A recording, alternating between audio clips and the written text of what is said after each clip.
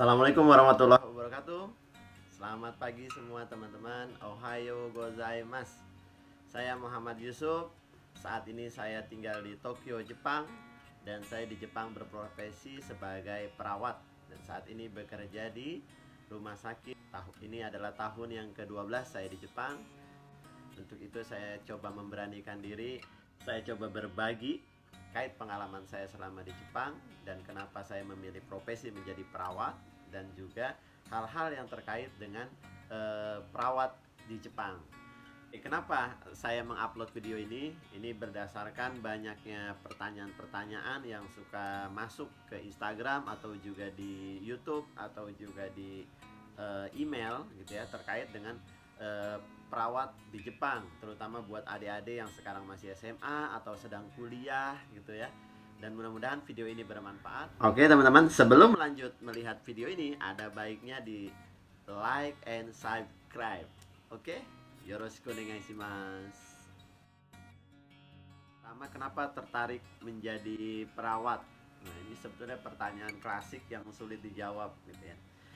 Pertama ya mungkin karena dulu ya, saya tuh lulusan SMA angkatan 98-99an.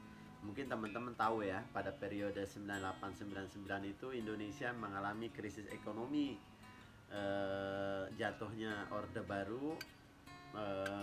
Pada saat itu banyaknya pengangguran, pekerjaan susah gitu ya, banyak lulusan-lulusan kuliah yang sulit mendapatkan pekerjaan. Akhirnya saya konsultasi sama guru gitu ya, sama ustadz-ustadz, dan itu jawabannya adalah pekerjaan yang tidak berpengaruh dengan resesi ekonomi adalah pekerjaan di bidang medis. Sama ya dengan kondisi saat ini ketika wabah Covid, apa sih pekerjaan mungkin yang aman gitu ya, yang ante kalau bahasa Jepangnya. Ya, pekerjaan yang aman itu adalah mungkin di bagian medis. Nah, di bagian medis itu sebetulnya banyak ya. Ada dokter, perawat, radiologi, terus juga apoteker dan lain-lain. Nah, kenapa saya mengambil perawat? Karena kalau mau kuliah di kedokteran, karena saya dari keluarga yang pas-pasan, nggak mampu gitu ya bayar kuliah kedokteran yang mahal. Akhirnya saya memilih perawat. Dan kebetulan saya pernah ya datang ke satu rumah sakit di Jakarta. Saya melihat orang-orang yang ada di rumah sakit itu orang-orang yang kesusahan semua gitu ya. Pasien susah, keluarga susah, dan yang lain susah. Mungkin dengan menjadi perawat saya bisa membantu mereka. Oke, itu alasan kenapa mau bekerja menjadi perawat. Oke, pertanyaan selanjutnya, kenapa ngambil tujuannya Jepang? Nah, ini juga pertanyaan yang menarik ya. Kenapa nggak ke Belanda? Kenapa nggak ke Eropa? Kenapa nggak ke Arab misalkan? Atau kenapa nggak ke Australia gitu ya? Yang sebetulnya pengen ke Arab, siapa yang nggak mau ke Arab ya? Di sana ada kota suci Madinah dan Mekah bagi umat Islam. Saya pribadi inginnya ke Arab gitu ya, tetapi belum ada peluang untuk bekerja di Arab. Nah, jadi kalau secara prioritas, kalau saya pribadi itu Arab, terus Jepang, dan mungkin negara-negara lain. Tapi saya memilih Jepang karena memang saya suka budaya Jepang dari kecil gitu ya, sering melihat drama-drama Jepang. Terus bahwa Jepang itu mempunyai 4 musim. Ada musim semi. Kalau musim semi itu banyak bunga sakuranya gitu ya, banyak bunga-bunga tulip, banyak bunga matahari dan macam-macam gitu ya. Setelah itu ada musim panas. Nah, kalau musim panas di Jepang itu banyak penampilan budaya-budaya di Jepang. Terus ada musim gugur. Musim gugur itu pemandangannya romantis lah gitu ya. Banyak pohon-pohon yang daun-daunnya merah atau daun-daunnya kuning seperti yang kita suka lihat di kalender-kalender. Terus ada juga musim dingin. Nah, kalau musim dingin itu banyak pemandangan salju-salju gitu ya. Kita bisa main ski, kita bisa main snowboard gitu ya.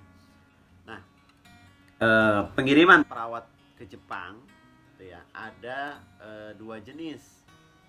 Ya, ada dua jenis. Ada yang nurse dan ada yang caregiver gitu ya. Nah, yang nurse ini bahasa Jepangnya kangoshi, yang caregiver ini bahasa Jepangnya kaigo fukushiki. Tuh. Nah, apa bedanya nurse dengan caregiver? Kalau nurse ini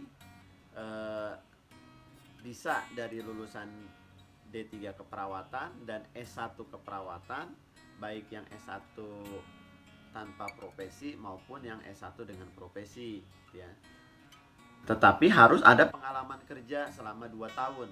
Untuk D3 pengalaman kerjanya 2 tahun, untuk S1 pengalaman kerjanya cukup 1 tahun.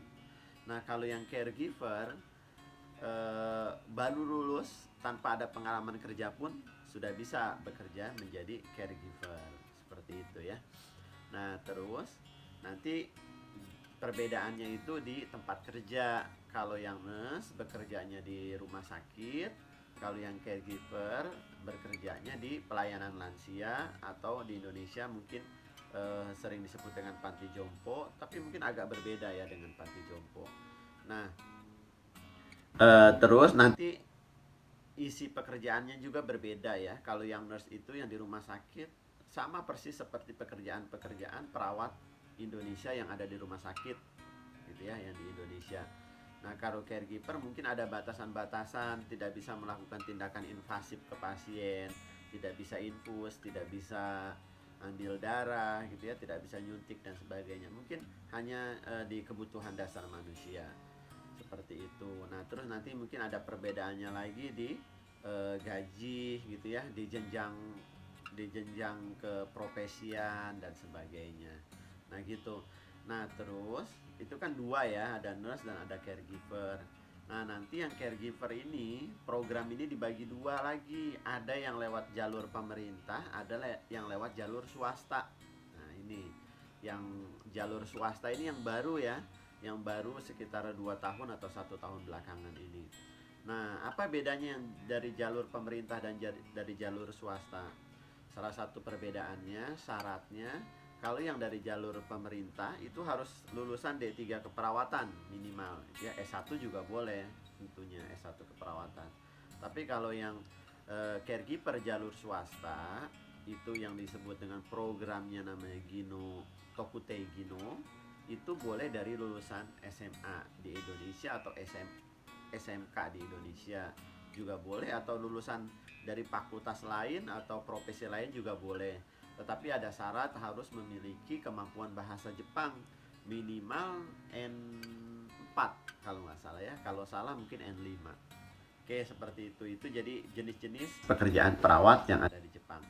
Itu dulu mungkin yang bisa saya share. Mudah-mudahan nanti bisa lebih detail lagi share-nya. Oke, sampai ketemu lagi. Bye bye. Assalamualaikum.